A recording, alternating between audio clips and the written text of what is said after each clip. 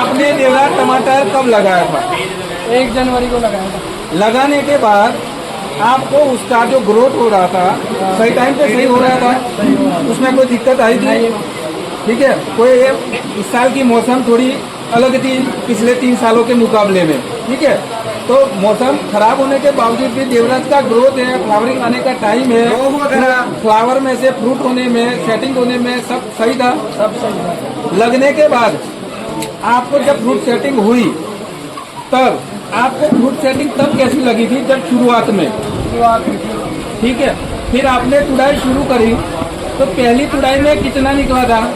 पहली तुड़ाई में 250 कैरेट के समथिंग निकाल दिया। एक ही तुड़ाई हुई अब तक? एक ही। पहली तुड़ाई में 250 कैरेट निकले थे इसमें से। ये कितना अपना क्षेत्रफल कितना है जो आज देवराज लगाया हो?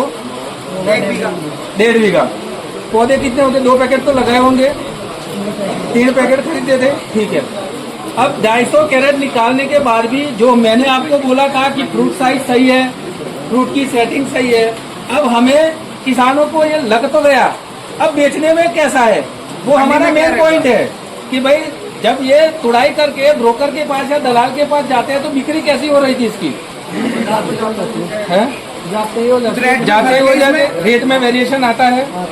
मान लो कोई किसी आप दूसरा तो लगाया नहीं है तो बाजार में दूसरी वेराइटियां तो आती होगी दूसरे किसानों से, और आप लेके जा रहे हो तो वो बिक्री में अपनी तेज बिकती है और उससे पहले बिकती है कि क्या होता है उसमें? उससे तेज ही बिकती है। प्राइस में कोई फर्क आता है? आता है। कितना फर्क आता है? 3-4 रुपये का आता है। 3-4 रुपये अपना ज्यादा मिलता है। समझ रहे हो ना साहब? दूसरी कंपनी जो टमाटर जा रहा है दूसरी कंपनियों का जो टमाटर जा रहा है उसमें देवराज में 3-4 रुपया ज्यादा मिल रहा है पर केजी, तो ये बड़ा बेनिफिट है और ज्यादा मिल रहा है तो टमाटर अच्छा है, ठीक है। कभी कोई दलाल ने या ब्रोकर ने शिकायत करी है कि भाई कीपिंग क्वालिटी ऐसी है? नहीं की ना। चलो धन्यवाद मानो भाई साहब का।